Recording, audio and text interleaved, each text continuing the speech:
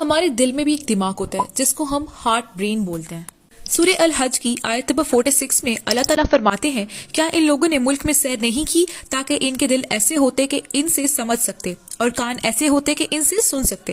بات یہ ہے کہ آنکھیں اندھی نہیں ہوتی بلکہ دل جو سینوں میں ہے وہ اندھے ہوتے ہیں۔ اس آیت میں بھی اللہ تعالیٰ نے دل کے اندھے ہونے کی بات کی ہے اور ایک اہم نقطہ یہ بیان کیا ہے کہ دل کے ساتھ عقل اور سمجھ کی بات کی ہے، یعنی ہمارا دل عقل بھی رکھتا ہے اور سمجھ بھی سکتا ہے۔ سائنٹسٹ نے کچھ سال پہلے ہیومن ہارٹ پہ ریسرچ کی اور ان کو پتا چلا کہ ہمارے ہارٹ ایک برین ہے جو کہ 40,000 اسپیشلائزڈ نیورونز یا نرو سیل سے بنا ہے اور جس کو سائنٹسٹ نے ICNS کا نام دیا، یعنی انٹرنسک کارڈیک نروس سسٹم۔ سورہ بقرہ کی آیت نمبر 74 میں اللہ تعالیٰ فرماتے ہیں کہ پھر اس کے بعد تمہارے دل سخت ہو گئے، گویا وہ پتھر ہے یا اس سے بھی زیادہ سخت۔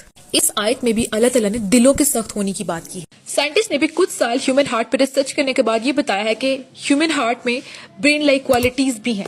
ایک سٹڈی جو 2 فرینچ ریسرچرز نے کی تھی 1974 میں، انہوں نے یہ ڈسکور کیا کہ برین اور ہارٹ کی کمیونیکیشن 1 وے نہیں، یعنی صرف برین ہی ہارٹ کو انسٹرکشن نہیں دیتا بلکہ 2 وے کمیونیکیشن ہے۔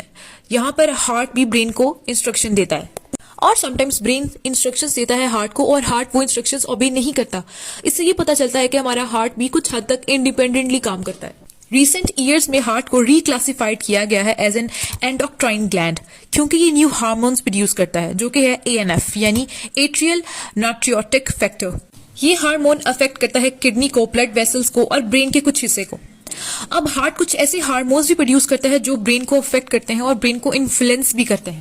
ہارٹ لرن بھی کرتا ہے، انڈرسٹینڈ بھی کرتا ہے اور کمیونیکیٹ بھی کرتا ہے، اور ہمارا ہارٹ ٹوٹلی برین پر ڈیپینڈ بھی نہیں کرتا کیونکہ یہ سیلف انیشیٹڈ ہے۔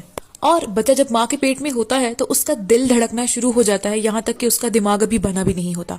تو اس سے ہمیں یہ بھی پتا چلتا ہے کہ ہمارے دل کو دھڑکنے کی انسٹرکشنز برین نہیں دیتا۔ ایک حدیث ہے جس میں اللہ تعالیٰ فرماتے ہیں کہ جنت میں میں نے اپنے نیک بندوں کے لیے وہ چیزیں تیار کر رکھی ہیں جنہیں نہ آنکھوں نے دیکھا، نہ کانوں سے سنا اور نہ کسی انسان کے دل میں ان کا خیال گزرا۔ اس حدیث میں اللہ تعالیٰ نے ہمیں خود بتایا ہے کہ ہمارا دل امیجن بھی کر سکتا ہے۔ So the center of imagination according to the Sunnah is heart۔